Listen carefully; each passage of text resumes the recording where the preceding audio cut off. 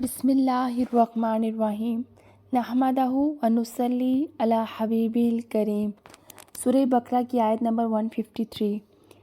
یا ایہا الذین آمنوا استعینوا بالصبر والصلاۃ ان اللہ مع الصابرین۔ اے ایمان والوں، صبر اور نماز سے مدد چاہو، بے شک اللہ صابروں کے ساتھ ہے۔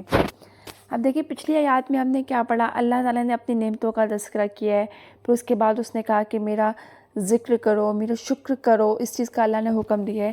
اب اس آیت میں اللہ تعالیٰ جو ہے مصیبتوں کے آنے پر صبر اور نماز کے ذریعے سے اللہ کی مدد مانگنے کا کہہ رہے ہیں کہ جب تم پہ کوئی مصیبت آئے تو تم نے کیا کرنا ہے، صبر کرنا ہے اور نماز سے مدد مانگنی ہے۔ اب اللہ تعالیٰ نے بندوں کو شکر ادا کرنے کا حکم دینے کے بعد اس آیت میں صبر اور نماز کی اہمیت بیان کیا ہے اور بتایا ہے کہ مومن کی زندگی میں ان دونوں چیزوں کی بہت اہمیت ہے، اور اللہ کی راہ میں مصائب کو برداشت کرنے کا اہم ترین نسخہ صبر اور نماز ہے۔ سورہ انفال کی آیت نمبر 48 میں بھی ارشاد ہوا ہے، اور اللہ اور اس کے رسول کا حکم مانو اور آپس میں مت جھگڑو ورنہ بزدل ہو جاؤ گے اور تمہاری ہوا اٹھ جائے گی، اور صبر کرو، بے شک اللہ صبر کرنے والوں کے ساتھ ہے۔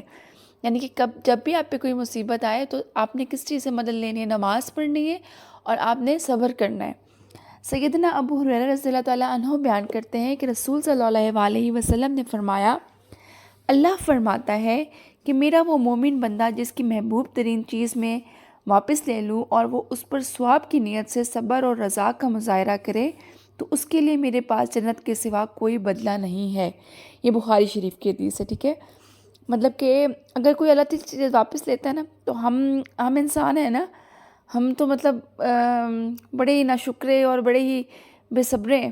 ہم تو صبر نہیں کرتے نا، ہم لوگ تو بڑی عجیب سی باتیں کرنا شروع کر دیتے ہیں۔ اللہ تعالیٰ نے ہمیں ہی اس چیز کے لیے کیوں چنا، ہم پہ یہ مصیبت کیوں آئی، ہم پہ یہ پریشانی کیوں نہیں آئی، ہم سے یہ چیز کیوں لے لی گئی۔ آپ کو یہ نہیں پتا کہ اگر ہم اس چیز پہ صبر کر جاتے ہیں اللہ کی رضا کے لیے صرف، تو اللہ تعالیٰ ہمیں اس کے بدلے میں کیا دیتا ہے، جنت میں گھر دے گا۔ تو اس سے بڑی بات ہمارے لیے کیا ہے کہ ہم دنیاوی کوئی لاس برداشت کر جائیں لیکن ہم جنت میں اپنے لیے گھر بنا لیں۔ تو آئندہ سے کوشش کرنی ہے کہ جب بھی آپ پہ کوئی مصیبت آئے، کوئی پریشانی آئے، ہاں ٹھیک ہے پریشان ہونا جو ہے وہ ایک فطری چیز ہوتی ہے، لیکن کوشش کرنے کہ صبر کریں اور اللہ سے دعا مانگیں اور مدد مانگیں، کس چیز سے، نماز سے اور صبر سے۔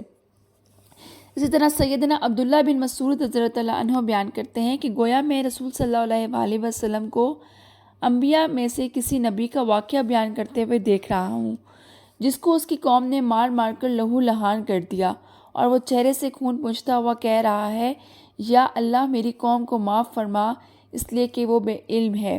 یہ بخاری شریف کی حدیث ہے۔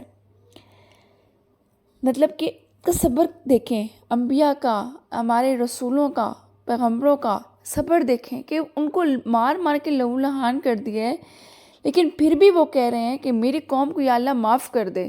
ان کے منہ سے کوئی بددعا نہیں نکلی، انہوں نے اتنا صبر کیا۔ سیدنا علی رضی اللہ تعالیٰ عنہ فرماتے ہیں کہ جب ہم بدر میں رات کے وقت آئے تو ہم میں سے کوئی ایک ایسا شخص نہ تھا جو سو نہ گیا ہو سوائے اللہ کے رسول صلی اللہ علیہ وسلم کے۔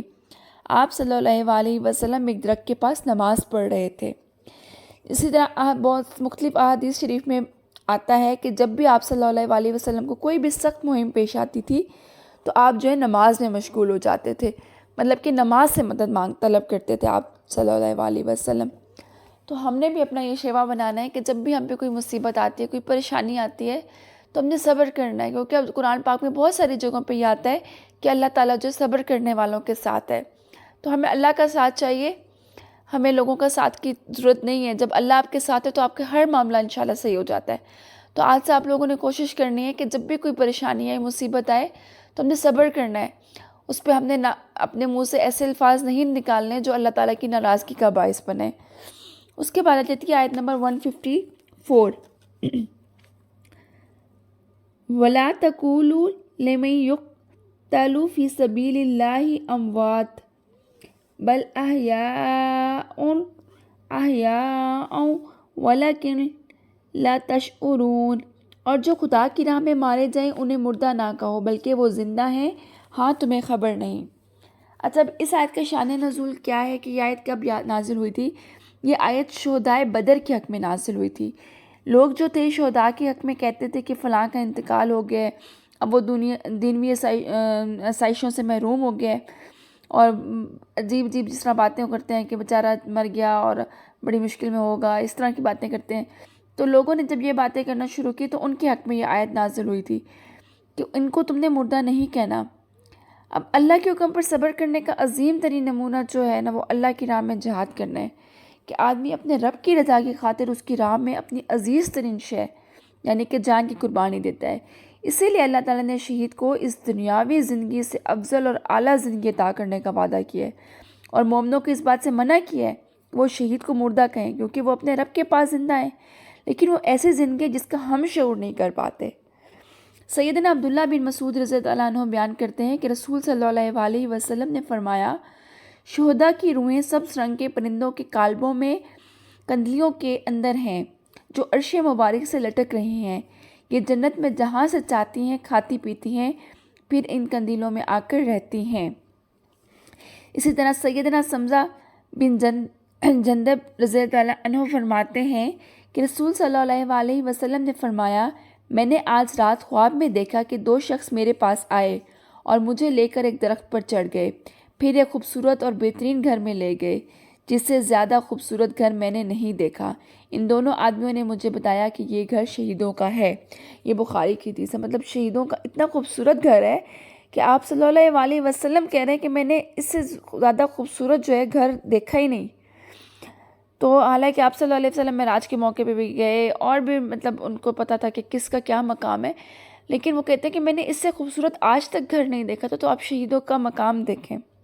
اسی طرح ایک اور حدیث ہے کہ سیدنا انس رضی اللہ عنہ بیان کرتے ہیں کہ رسول صلی اللہ علیہ وسلم نے فرمایا، جنت میں پہنچ جانے والا کوئی شخص بھی ایسا نہیں ہوگا جو دنیا میں واپس آنا پسند کرے، خواہ اسے ساری دنیا ہی دے دی جائے، سوائے شہید کے۔ وہ تمنا کرے گا کہ دنیا میں لوٹ جائے اور 10 بار اللہ کی راہ میں قتل کیا جائے، کیونکہ وہ شہادت کی قدر و قیمت اور اس کی خوبیاں دیکھ چکا ہوگا۔ یہ بھی بخاری شریف کی حدیث ہے۔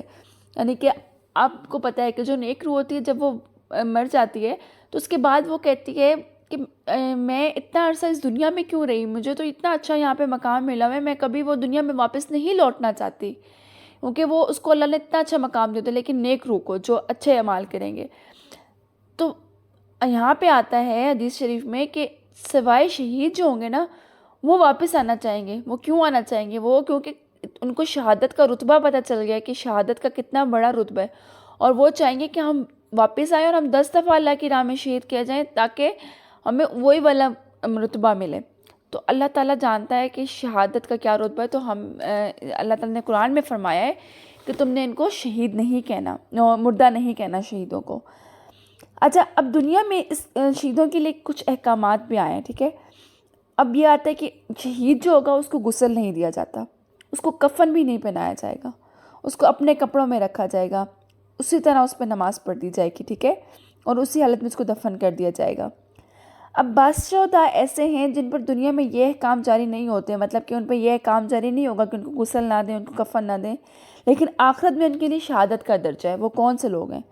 جیسے جو ڈوب کے مر جائے، جل کر مر جائے، دیوار کے نیچے دب کر مرنے والا، طلب علم جو ہے، سفر حج کی غرض راہ کی خدا میں جو چلے، اور نفاس میں مرنے والی عورت جو ہے، پیٹ کے مرض میں مرنے والے جو ہیں، طاعون میں مرنے والے جو ہیں، یہ سب جو ہیں ان پہ یہ دنیاوی حکم نازل نہیں ہوتا کہ ان کو کفن نہ دیا جائے یا ان کو نہلایا غسل نہ دیا جائے، لیکن ان کا جو درجات ہے نا وہ آخرت میں بہت بلند ہے، اس کا شہادت والا رتبہ ہوگا۔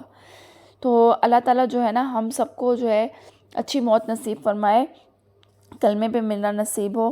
اور آج کے لیے ہم لیسن کا یہی کرتے ہیں، 2 آیات تھی، لیکن کیونکہ یہ آیات جو تھوڑی ایکسپلین کرنے والی تھی اس لیے صرف 2 ہی ہم کر پائے ہیں۔ انشاءاللہ نیکسٹ ہم جو ہے اگلی آیت سے آغاز کریں گے۔ جزاک اللہ خیر کثیرا۔